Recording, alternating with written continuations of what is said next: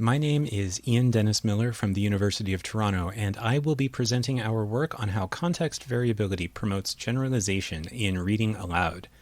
Let's start with an example of a reading aloud task. A regularity is when several words share similar pronunciations, like the int in hint or mint.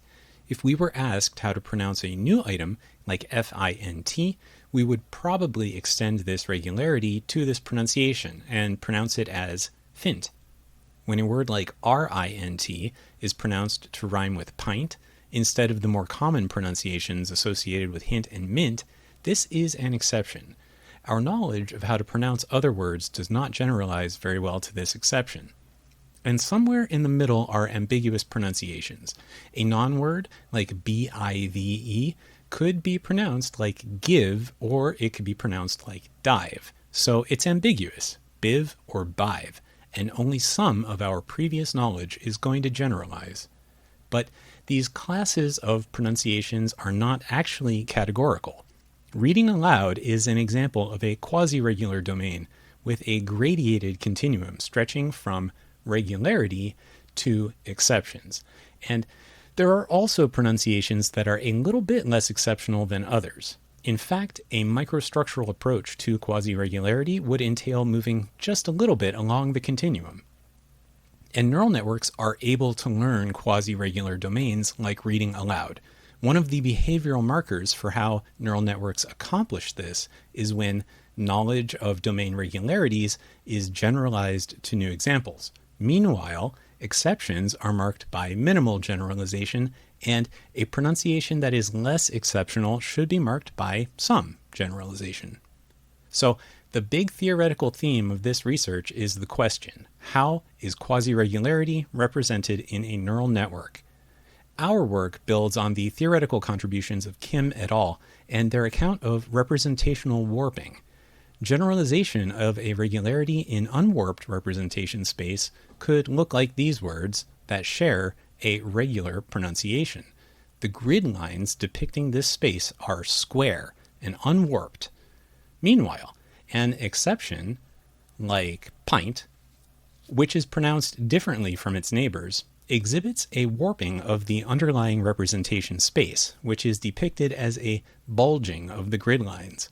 The neural network should not generalize knowledge about the exception to the neighboring representations that are pronounced regularly. So, warping the representation corresponds to less generalization.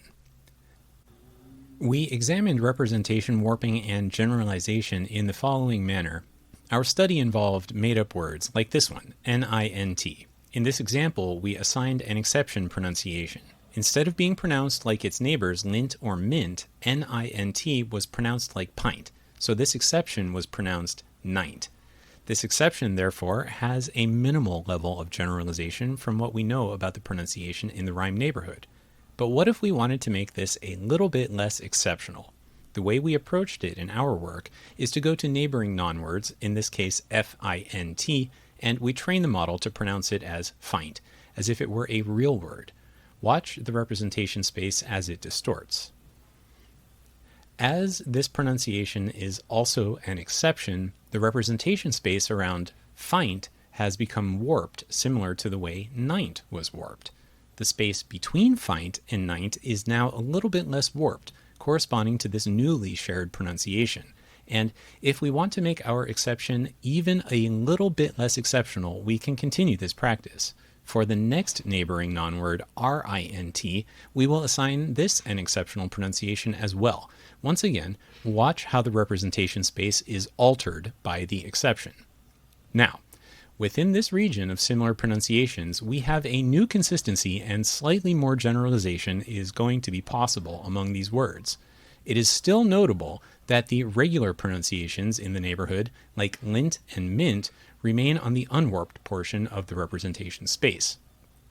In effect, we are controlling the consistency of pronunciation by manipulating the onsets of these made-up words in order to create new contexts for rhymes.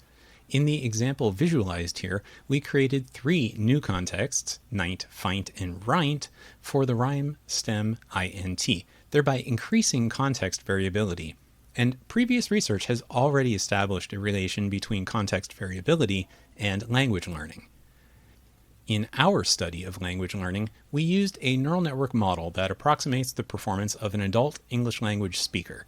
This model, which is an extension of Plaut et al., is trained with a baseline vocabulary of about 3,000 monosyllabic English words.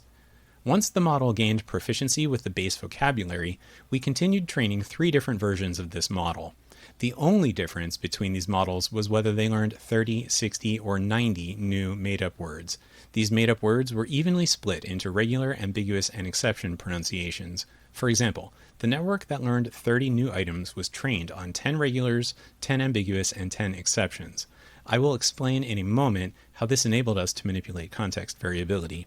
We call these new training words anchors because they establish reference points in our pronunciation representation space, and we can refer back to these anchors during testing. In order to test generalization, we use special non-words that the network was never trained with that we call probes. We essentially probe the representation space, and we ask the network how it would pronounce the probe word it's never seen before. So, in the case of nint, rint, and fint, we could ask this network how it would pronounce a new non-word, S-I-N-T. Depending on the representational neighborhood of the probe word, the network could potentially pronounce it in several ways. Based on this neighborhood, it could either be sint or sint. By now, we've seen how an exception pronunciation can have 1, 2, or 3 new contexts, like in the case of nint, fint, and rint. And we've seen how the network can be tested by asking it to produce a pronunciation for an untrained non-word probe like S-I-N-T. Although just one probe is shown here, we actually generated 4 probes for each anchor. In this case, the correct pronunciation should sound like pint, not mint. This process can be repeated for regular anchors too. Here are new contexts, NISP, FISP, and RISP, which can be probed using the non-word KISP with the expectation that it will be pronounced to rhyme with lisp. And somewhere in between regulars and exceptions are ambiguous anchors like BIVE, which could be pronounced biv or bive, but in this case it's bive. 1, 2, and 3 new contexts were created, bive, chive, and tive. The pronunciation can be probed with MIVE, and the model should generate a pronunciation that rhymes with dive, not give. We call this a dilution manipulation because we don't just want to increase the number of training examples as we introduce additional contexts. Instead, we hold the number of training examples constant, even as we vary the number of contexts. In the high dilution condition, where there are 3 contexts, we train each with a frequency of 1/3. In the moderate dilution condition, where there are 2 contexts, we train each with a frequency of 1/2. And in the low dilution condition, there is just 1 context and we don't reduce this frequency at all. In summary, as dilution increases, we present each context fewer times while keeping the overall frequency for the rhyme stem constant across dilution conditions. Now, let's look at the performance of the model before and after training with our anchors. Regulars are pronounced correctly even before training. This result demonstrates generalization of previous knowledge to novel examples. For the ambiguous anchors, we can see that prior to training, the model guesses the pronunciation correctly almost half the time, which is a pretty good confirmation that these anchors are, in fact, ambiguous in their pronunciation. Ambiguous knowledge is only going to generalize some of the time. And when we look to the exceptions, these are always mispronounced prior to training, which confirms that we did in fact construct exception anchors that do not share pronunciations that exist in the English language. In other words, previous knowledge does not generalize to produce the exceptional pronunciation. After training, all anchors, whether regular, ambiguous, or exception, were learned to be pronounced perfectly, and in fact this was true for all dilution conditions. Next, we look to the performance of the probes, which is a way of assessing the generalization from the knowledge gained by learning the anchors. We first examine the ambiguous probes, and we find a replication of Armstrong et al.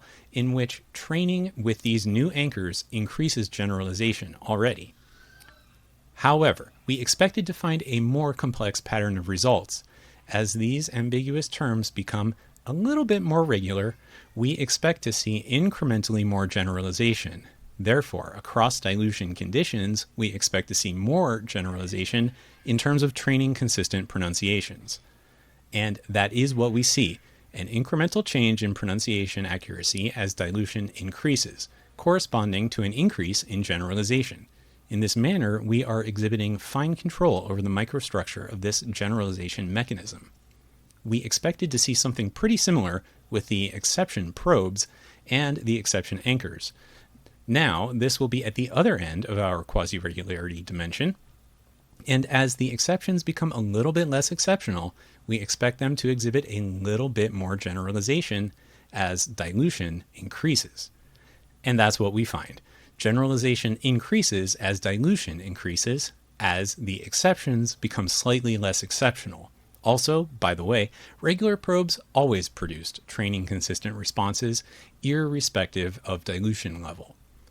Now, we've seen something similar in other word learning studies. For example, Gherkin 2006 looked at infant word learning in which the final syllable of their stimuli was manipulated to either be constant across all examples, basically a no variability condition, or to be variable across examples. And they found increased generalization in the high variability condition compared to the no variability condition, which can be interpreted as supporting a relationship between context variability and generalization in a quasi-regular domain. We would also expect to see these generalization phenomena in domains beyond language. For example, in the case of birds, a blue jay and a robin will be fairly typical examples for the Toronto region. These are both birds and they both fly. A slightly stranger Canadian example is the loon, which has wings and flies, but it also swims. And then a penguin has wings, doesn't fly, but it does swim. These examples illustrate how concepts and categories are organized in another domain with a representation that is modulated in a graded and continuous fashion. In conclusion, this work has been an exploration of knowledge representation warping at a microstructural level, probing the effects of incremental changes to the consistency of our quasi-regular domain. We've demonstrated evidence that representation warping can be modulated, which helps to explain the continuous nature of quasi-regularity. Altogether, this is a step towards understanding the way representation, learning, and generalization are interdependent components of human cognition that interoperate to do more than what any one of these individual components does when examined in isolation. Thank you very much for your attention. I look forward to answering any questions you might have.